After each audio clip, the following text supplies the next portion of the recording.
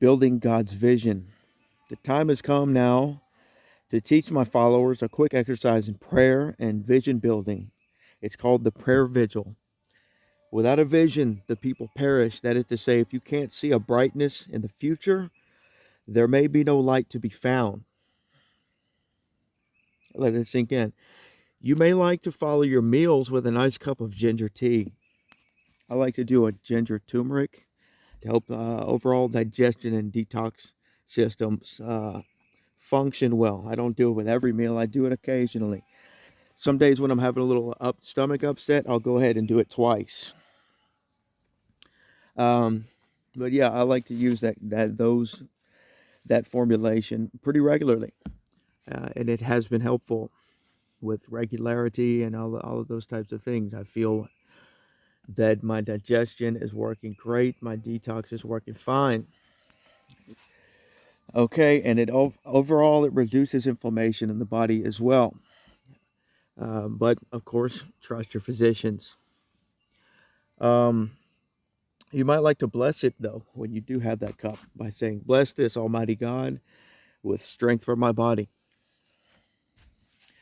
All right, you might like to take communion before or after a meal and do the same in the spirit of accord with all your friends and family worldwide who seek and uphold the true faith. This is something that you can do at home with your family and friends, but I meant to say that it could precede the next chapter, um, which will come up to will be added online together with this video. In the spirit of accord with all your friends and family worldwide who seek and uphold the true faith. Communion. Once in a while, I take communion irregularly, but I always do it with my family at Passover. Now, believe that whatever you eat or drink is for the good of your health. Yeah, and my son participates in that ritual too, as per family tradition.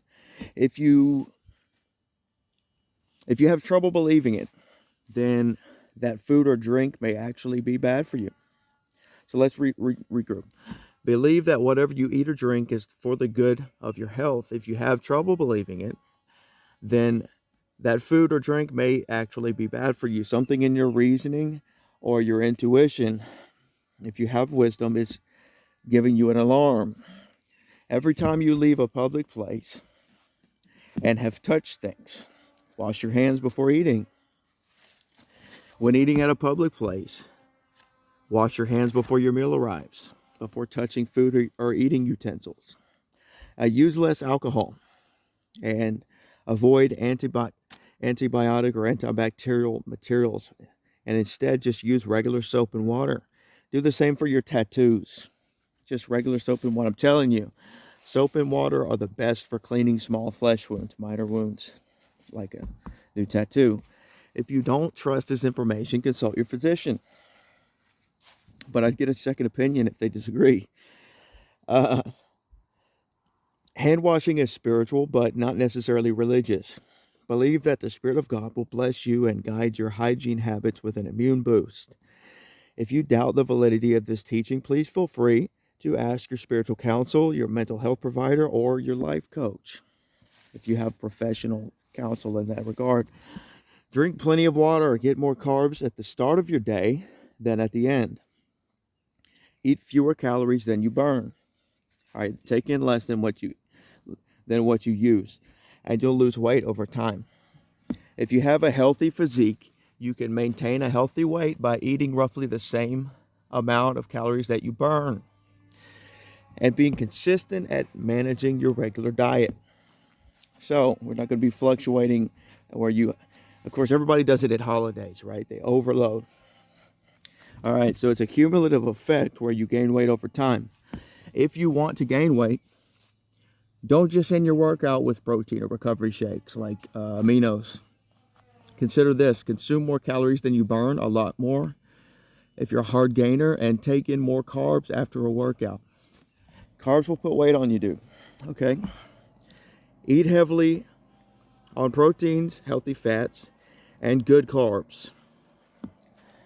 So to recap, taking fewer calories if you're trying to lose weight is very simple formula. There's no advanced math in trying to lose weight, to gain weight, or to maintain your healthy lifestyle. It's that simple. It's about as simple as that, my people. Consult God about your health plan. So we're going to consume our foods in as close to their natural format as we can get them. Ideally, like lightly steamed vegetables are obviously better for you than like charbroiled. But lightly smoked is good too. One way to test for God's approval is to sit and wait until you feel at peace before eating. And if you don't have it, yeah, I might be wrong there. Perhaps there's a problem, and you can thank God for showing you. You can thank God for showing you if what? If you don't feel at peace before you eat your meal. Maybe it's the Spirit of God quickening you not to. Maybe there's an unction that you're missing. Have a glass of wine, a cup of ale, or some water, as I prefer to do in process. I like to have a cigar every once in a while, too. I don't know if you've ever seen me smoking one. Allow God to demonstrate His love and get wisdom. Once you have meditated a bit more over what you intend to eat or drink differently, you can begin to implement gradual lifestyle changes. See yourself healthy and sustain or maintain that goal for the rest of your time here on earth. Add and remove things slowly from your diet under the guidance of your higher power. It's like having an invisible counselor, comforter, helper in the Spirit of the Lord. Don't overdo the alcohol, medications, or even herbal remedies. Be measured in your pace. The results are cumulative. People have encountered miracles, myself included, using this method. Wait upon the Lord, you shall renew your strength. When you pray, focus on what you want. See yourself healthy and fit for duty. See yourself successful and happy. See yourself protected and safe under the shadow of the Almighty's wing.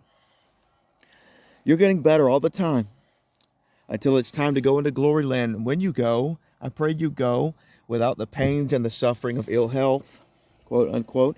I pray instead the yoke is easy and the burden is light. Paradise is like that place where dreams come true.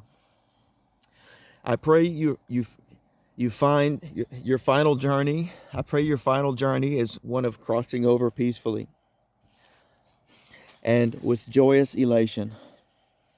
For now, just allow the invisible guide, as Napoleon Hill, the late and the great author, calls it, takes away from the new life. You're living a little of this and adds to it a little of that. Instead of complaining, wait with gratitude. And here comes the midnight oil.